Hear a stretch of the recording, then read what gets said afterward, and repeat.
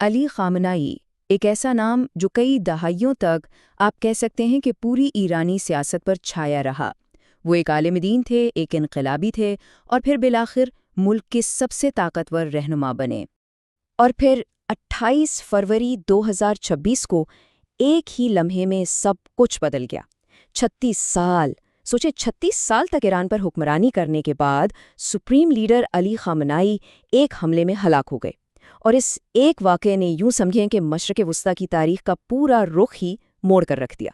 لیکن سوال یہ پیدا ہوتا ہے کہ آخر یہ علی خامنائی تھے کون؟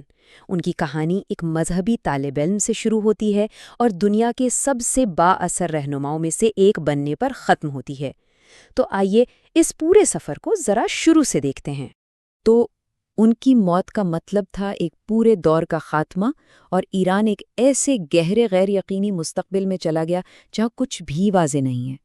اب اس خلا کو سمجھنے کے لیے ہمیں یہ جاننا بہت ضروری ہے کہ یہ سب کچھ شروع کیسے ہوا تھا۔ ان کا اقتدار میں آنا دراصل ایک انقلابی کا عروج تھا۔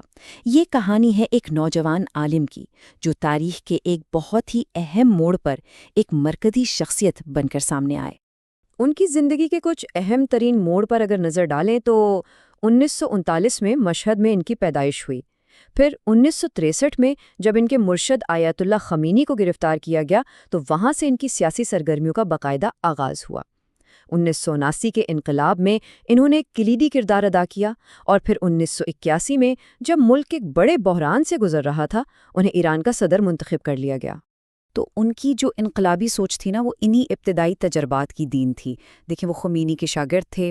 شاہ کی جو بدنام زمانہ خفیہ پولیس تھی ساواک، اس نے انہیں 1-2 بار نہیں پورے 6 بار گرفتار کیا، اور پھر انہوں نے 3 سال جلاوطنی میں بھی گزارے۔ تو ظاہر ہیں یہی وہ تجربات تھے جنہوں نے ان کی نظریاتی بنیاد کو بہت زیادہ مضبوط کر دیا۔ اب ہم بات کریں گے ایک ایسے واقعے کی، ایک ایسے لمحے کی جس نے نہ صرف ان کی زندگی کو ہمیشہ کے لیے بدل دیا بلکہ ان کی سیاسی شناخت پر بھی ایک بہت گہرا اثر ڈالا۔ 1981 کا ایران آپ یوں سمجھیں کہ ایک انتہائی غیر مستحکم جگہ تھی۔ ایک طرف تو انقلاب نے ایک نئے بہتر نظام کا وعدہ کیا تھا، لیکن دوسری طرف سیاسی حقیقت کچھ اور ہی تھی۔ شدت قسم کی گروہی لڑائیاں، اندرونی سیاسی صفائیاں اور قتل و غارت کی ایک لہر تھی جو پورے ملک میں پھیلی ہوئی تھی۔ واقعی یہ ایک بہت ہی خطرناک دور تھا۔ اور بالکل اسی ماحول میں 27 جون 1981 کو خامنائی ایک مسجد میں تقریر کر رہے تھے کہ اچانک ان کے سامنے رکھے ایک ٹیپ ریکارڈر میں ایک زوردار بم دھماکہ ہوا۔ حملہ آوروں نے اس ریکارڈر کے اندر ایک پیغام بھی چھوڑا تھا جس پر لکھا تھا، فرقانی گروپ کا اسلامی جمہوریہ کو تحفہ۔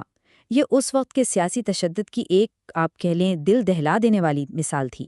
یہ حملہ واقعی جان لیوا تھا۔ خامنائی بچ تو گئے لیکن اس کی بہت بھاری قیمت چکانی پڑی۔ ان کا دایاں بازو ہمیشہ کے لیے مفلوج ہو گیا۔ ان کی آواز کی نالیوں اور پھیپھڑوں کو اتنا شدید نقصان پہنچا کہ اس کے نشانات وہ اپنی باقی پوری زندگی اپنے ساتھ لے کر چلے۔ اب ہوا یہ کہ اس حملے میں بچ جانے کی وجہ سے خامنائی کو ایک طرح سے زندہ شہید کا درجہ مل گیا اور ان کا سیاسی قد بہت بلند ہو گیا۔ اور بس اسی واقعے کے بعد ان کا اقتدار کو مستحکم کرنے کا وہ سفر شروع ہوا جو انہیں صدر کے عہدے سے سیدھا سپریم لیڈر کے منصب تک لے گیا۔ 36 یہ صرف ایک نمبر نہیں ہے، یہ ان سالوں کی تعداد ہے جو علی خامنائی نے ایران کے سپریم لیڈر کے طور پر گزارے۔ آپ سوچیں، یہ جدید مشرق وسطیٰ کی تاریخ میں سب سے طویل ادوار حکومت میں سے ایک ہے، ایک ایسا دور جس نے ایک پوری نسل کی سوچ اور زندگی کو تشکیل دیا۔ تو یہ سپریم لیڈر، یا جسے ولی فقیہ کہا جاتا ہے، یہ عہدہ آخر ہے کیا؟ دیکھیے، یہ ایران میں سب سے اعلیٰ سیاسی اور مذہبی اتھارٹی ہے۔ اس کا مطلب یہ ہے کہ فوج ہو، عدلیہ ہو یا خارجہ پالیسی، ملک کے ہر بڑے معاملے پر آخری اور حتمی فیصلہ سپریم لیڈر کا ہی ہوتا ہے۔ یہ طاقت کا ایک ایسا مرکز ہے جس کی کوئی اور مثال نہیں ملتی۔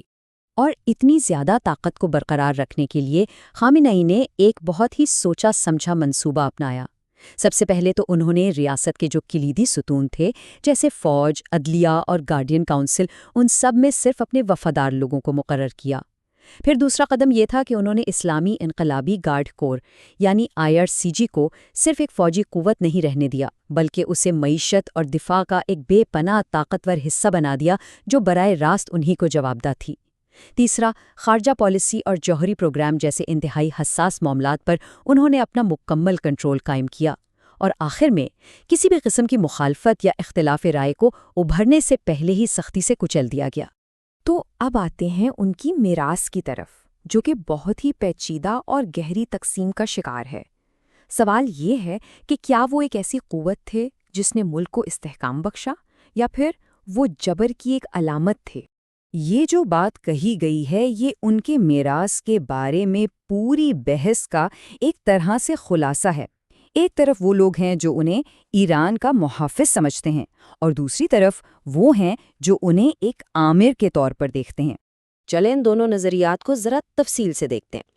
ایک طرف ان کے حامی ہیں جو کہتے ہیں کہ انہوں نے مغربی دباؤ کے سامنے ایران کی خود مختاری کی حفاظت کی اور خطے میں استحکام لائے، جبکہ دوسری طرف ان کے ناقدین ہیں جو ان پر انسانی حقوق کی سنگین خلاف ورزیوں، آزادی اظہار پر پابندیوں اور 2009 کی سبز تحریک جیسے بڑے عوامی احتجاج کو بے دردی سے کچلنے کا الزام لگاتے ہیں۔ اور یہ بات بھی اہم ہے کہ ان کی اتنی مضبوط گرفت کے باوجود ان کا پورا دور بڑے پیمانے پر عوامی احتجاج سے بھرا رہا۔ 1999 کے طلبہ احتجاج سے لے کر 2009 کی مشہور سبز تحریک تک، اور پھر 2022 کے مہسا امینی احتجاج تک، ان کے اقتدار کو لگاتار چیلنجز کا سامنا کرنا پڑا۔ اور یہ ساری باتیں ہمیں واپس آج کے دن پر لے آتی ہیں۔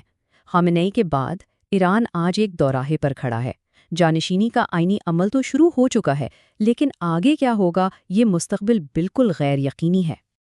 آئین کے مطابق طریقہ کار یہ ہے کہ سب سے پہلے ایک عبوری کونسل چارج سنبھالتی ہے، جس میں صدر، عدلیہ کے سربراہ اور گارڈین کونسل کا ایک رکن شامل ہوتا ہے۔ اس کے بعد 88 منتخب علماء پر مشتمل ایک ادارہ، جسے مجلس خبرگان کہتے ہیں، اس کا اجلاس ہوتا ہے، اور پھر یہی مجلس اگلے سپریم لیڈر کا انتخاب کرتی ہے۔ اچھا، اس پوری منتقلی میں کئی اہم کردار ہیں۔ ایک طرف ہے اصلاح پسند صدر مسعود پزشکیان، اور دوسری طرف ہے سخت گیر موقف رکھنے والے عدلیہ کے سربراہ محسنی اجہی۔ لیکن سب سے زیادہ نظریں جس شخصیت پر ہیں وہ ہیں خامنئی کے اپنے بیٹے مجتبیٰ خامنئی۔ انہیں ایک بہت مضبوط امیدوار سمجھا جا رہا ہے، حالانکہ دلچسپ بات یہ ہے کہ انہوں نے آج تک کوئی سرکاری عہدہ نہیں سنبھالا۔ اور یوں ہم اس آخری اور سب سے بڑے سوال پر آ پہنچتے ہیں جو آج ہر کسی کے ذہن میں ہے، کہ اپنے سب سے طویل عرصے تک رہنے والے رہنما کے جانے کے بعد ایران اب کون سا راستہ اختیار کرے گا؟ کیا ملک ایک نئی سمت میں جائے گا، یا پھر پرانی پالیسیاں ہی جاری رہیں گی؟ اس کا جواب تو اب صرف آنے والا وقت ہی دے گا۔